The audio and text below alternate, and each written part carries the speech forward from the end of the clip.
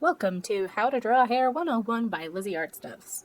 So before me we have our three lovely models. They are almond shaped head, random dude shaped head, and an emoji head because I just wanted to have heads to draw. So I figured we could start here with some girly hair.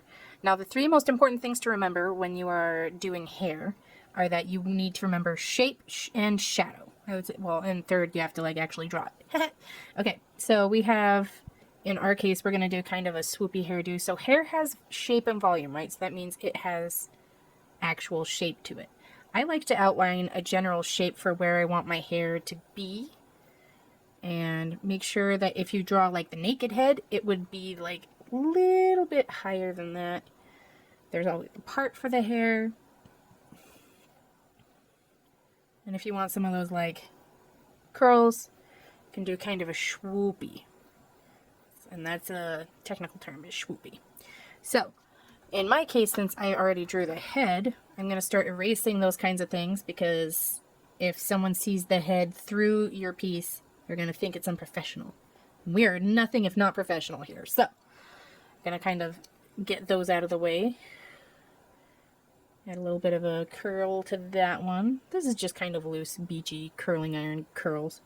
So it's nothing fancy. And then now that we've done these particular hairs, now we're going to shade them. So shading is going to consist of us deciding where the light is. In this case, we're going to draw a little light bulb like this. We're going to draw it above this dude's head. And the light would come from here. It would hit the hair most here and here.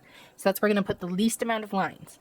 But the part would actually catch quite a bit of shadow. So we're going to put some lines in there. And then we're going to end up going, I usually go from the ends upward. I find that it gives me the most control, especially because ends usually end up being a little bit shadier than the rest. Just the way it works. And we are using pencil in this case, so don't use pen. Yeah, anyways. I mean, we'll use pen at some other point in time. I'll run you guys through a pen tutorial on hair. So we have...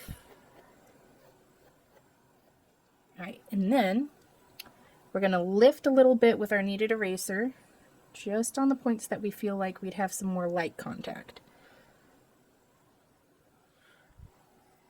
So, and if you lift too much, feel free to go back in and darken like I'm doing right here. This is how I do hair like all the time. So, no worries. And if you want to make it look a little more natural, actually connect some lines in here and then lift that. And that will give you a really nice effect as well because you'll see the continuation. See? Ta-da! Usually the part right beside the face is the most dark because the head is actually shading the hair from the light. So that part would be especially dark. And then we have this coming back.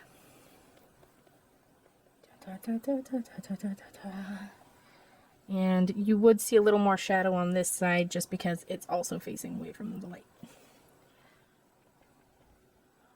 And we are leaving this one a little bit more pale. That's just because there will be some refracted light that it will most likely catch. So that's generally how we would do like lady. For dude hair, this guy, he looks so tough. One thing to remember is that you can often see the full hairline with male haircuts, and there's a little bit of hair that comes in front of the ear, and then usually comes like back down and around to the back. And then we can give him a widow's peak. That'd be pretty cool. And then it brings back down like this.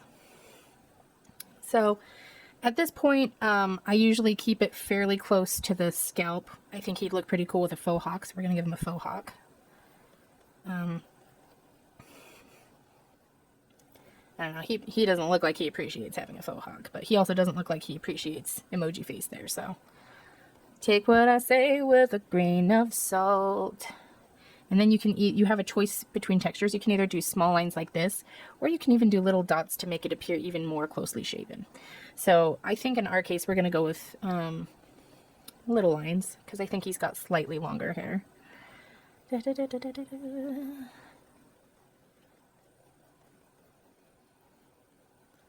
Ooh, very nice, very nice. Some things to note.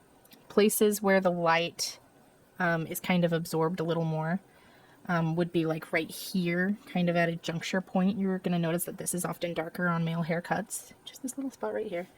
And then right at the bottom, because again, we have the head blocking actual lighting, so it's going to not have light there like you do.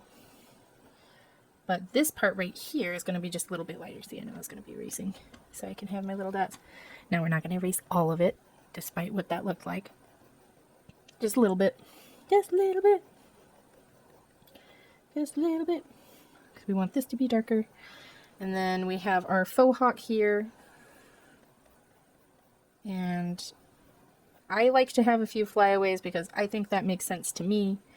You'll also want to make sure that your eyebrows match hair textures because for the most part, hair texture and eyebrow texture are very similar. Alright, and then my trick for making this look a little bit more together, bring that in, is again going to be with our eraser because we're using pencils and we can lift in little locks. So we want to make sure that we don't completely erase the work we've done. I say that as a reminder to myself because I always do that. I'm a little heavy-handed with the eraser, to be honest. But we have our little erased parts, and then we can kind of work around those and work them back in to our drawing.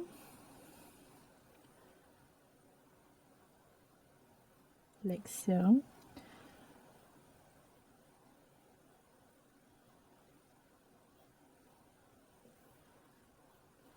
Trying to work with our lighting source, and we need some more highlights back here. Da-da-da-da-da. Da-da-da-da-da. That's looking nice, Mr. Man. And I did go heavy-handed there.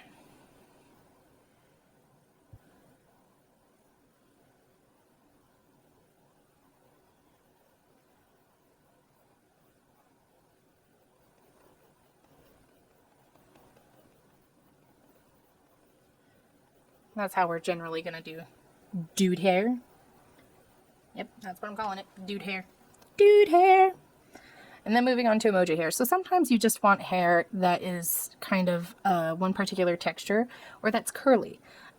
Sometimes you can get away with doing things like kind of putting in the shape if it's like a guy haircut, especially I see this shortcut taken. And then just doing a couple little textures out front, erasing this little part in the back. And then for the texture for this one, I like to just kind of do, I call it reversing C's, I guess, where you just have two C's kind of reversing against each other. It'll definitely give you more of a scribbled look, but it'll be organized enough that it could be perceived to be curly hair. This is coming from someone with curly hair. These are a little tighter curls than my own. For my kind of curl, we're going to go back to kind of our lady model over here. We can also, well, we can do some legitimate curls.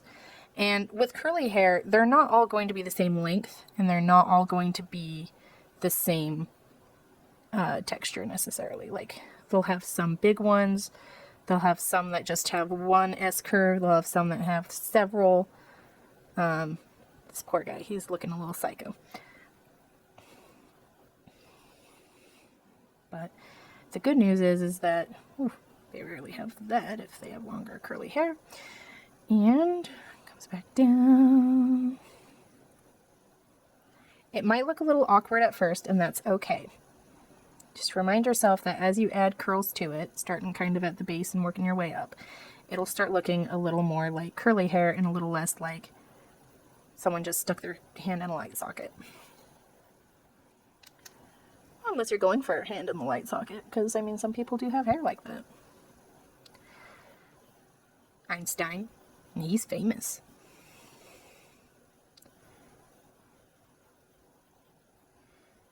And now we're just adding some extra locks, getting some more volume out there.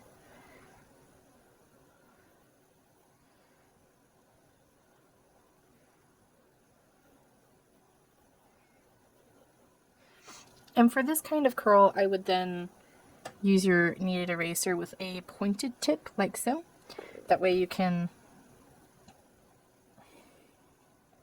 really control that light and shadow, because this is one that's a little riskier if you accidentally over erase.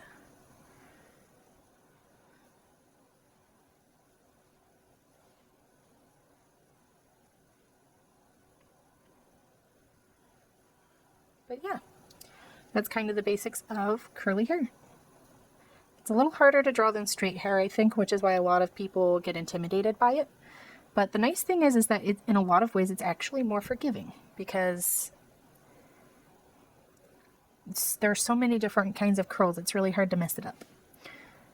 Just remember the shape, try to shade the shapes that you got there, and put a couple of hair texture lines through, and you'll be fine.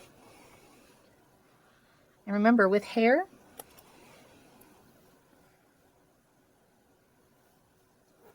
if you want kind of a nice shortcut on realistic hair, draw a few lines radiating from one point, hopefully in like a curve motion. That curve is very important. And if you bring a couple back,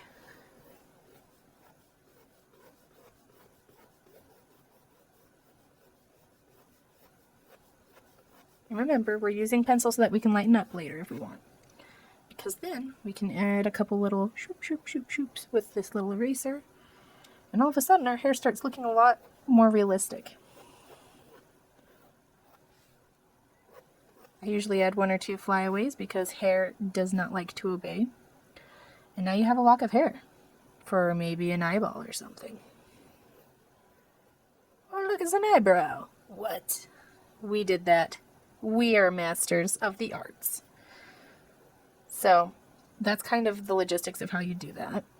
And with curly hair, you just want to bring in that curve, and then you can find your point and do this same exercise.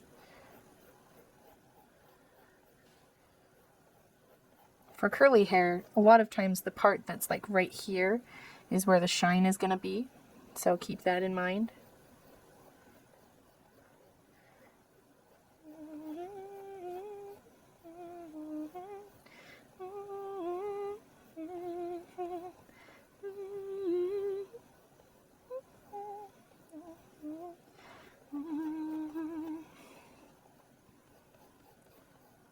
And that's kind of how you do curly hair.